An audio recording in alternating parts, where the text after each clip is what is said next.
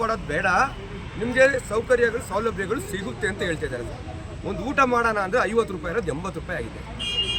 ಇಂಥ ಸಮಸ್ಯೆಗಳಲ್ಲಿ ಜೀವನ ಮಾಡ್ತಾ ಇದ್ದೀವಿ ಸರ್. ಬಾಡಿಗೆ ಕಟ್ಟೋಕ್ಕಾಗ್ತಾ ಇಲ್ಲ, ಮನೆ ಜೀವನ ನಡೆಸೋಕ್ಕಾಗ್ತಾ ಇಲ್ಲ, ಮಕ್ಕಳು ವಿದ್ಯಾಭ್ಯಾಸ ಮಾಡೋಕ್ಕಾಗ್ತಾ ಇಲ್ಲ, ಮೆಡಿಸನ್ ತೊಗೊಂಡೋಗೋಕ್ಕಾಗ್ತಾ ಇಲ್ಲ.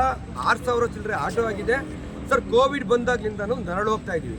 ಇದ್ರ ಮಧ್ಯದಲ್ಲಿ ಗ್ಯಾಸ್ ರೇಟ್ಗಳು ಜಾಸ್ತಿ ಆಗಿದೆ. ಇದ್ರ ಮಧ್ಯದಲ್ಲಿ ಯುದ್ಧ ಬಂತು ಸರ್. ಮಂಚ ಸಹಿಸು ಅಂದರೆ ಇಲ್ಲಿ ತನಕ ಸಹಿಸ್ತಾನೆ ಸರ್. ಕೋಟಿಗಟ್ಟಲೆ ಲೂಟಿ ಹೊಡಿತಾ ಇದ್ದಾರೆ ಸರ್. ಕೇಳೋರಿಲ್ಲ, ಯಾರು ಕೇಳ್ತಾ ಇದ್ದಾರೆ ಸರ್? ಸರ್, ಒಂದು ಟ್ಯಾಂಕರು 30,000 ಲೀಟ್ರ್ ಬರ್ತದೆ. 1 ಪೈಸಾ ಜಾಸ್ತಿ ಮಾಡಿದ್ರೆ ಎಷ್ಟಾಯ್ತು ಸರ್ ಹೇಳಿ? 1 ರೂಪಾಯಿ ಜಾಸ್ತಿ ಆದ್ರೆ ಎಷ್ಟಾಯ್ತು? 3 ಲಕ್ಷ. ಮತ್ತೆ 10 ಟನ್ನು ಇವ್ರು ಬುಕ್ ಮಾಡ್ತಾರೆ.